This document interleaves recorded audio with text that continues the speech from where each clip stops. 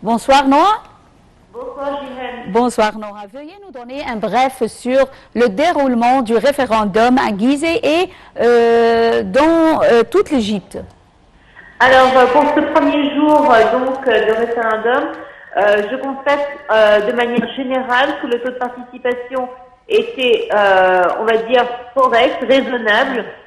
N'oublions pas que c'est le premier jour. Nous savons que généralement les gens aiment faire les choses à la dernière minute. Oui. Donc je pense que le taux de participation sera plus important les prochains jours.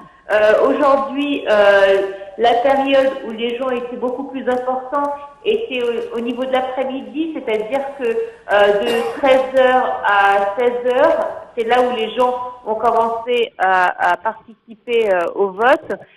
J'ai pu aller à 2 bureaux de vote durant cette journée où j'ai pu voir différentes tranches d'âge, que ce soit des personnes âgées, des hommes et des femmes, mais aussi des jeunes. Au niveau des jeunes, il y avait plus de jeunes filles que de jeunes garçons, mais là encore, ce n'est que le premier jour, donc nous ne pouvons pas dire que il n'y a que cette tranche d'âge-là qui est venue participer.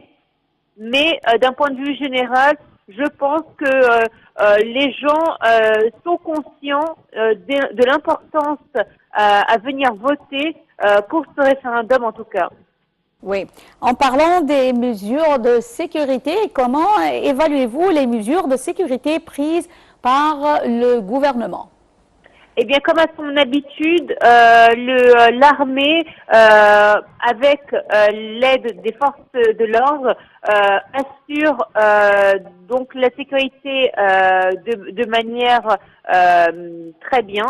On peut voir que de l'extérieur et même à l'intérieur des bureaux de vote, c'est très bien sécurisé. Tout est fait en sorte que le citoyen se sente en sécurité et en confiance.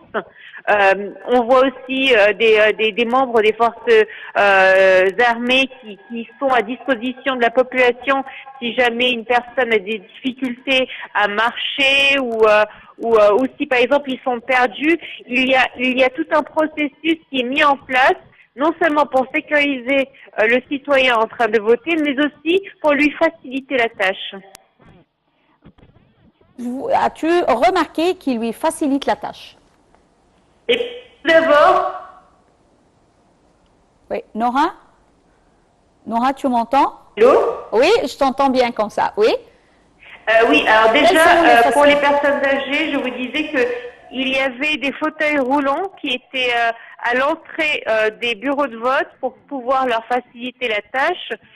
Il y a les personnes qui ont des difficultés à marcher pouvaient se servir de ces fauteuils roulants. Et c'était un membre des forces de l'ordre ou de l'armée qui venait, qui le poussait jusqu'à son bureau de vote.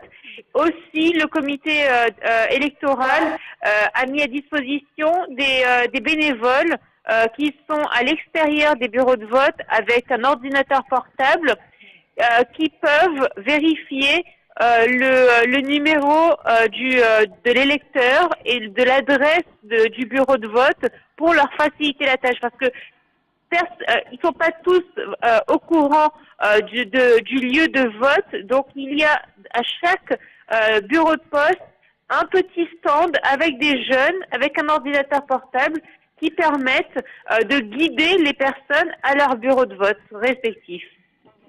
Noah Allais, notre envoyé spécial à Gizeh, nous vous remercions infiniment.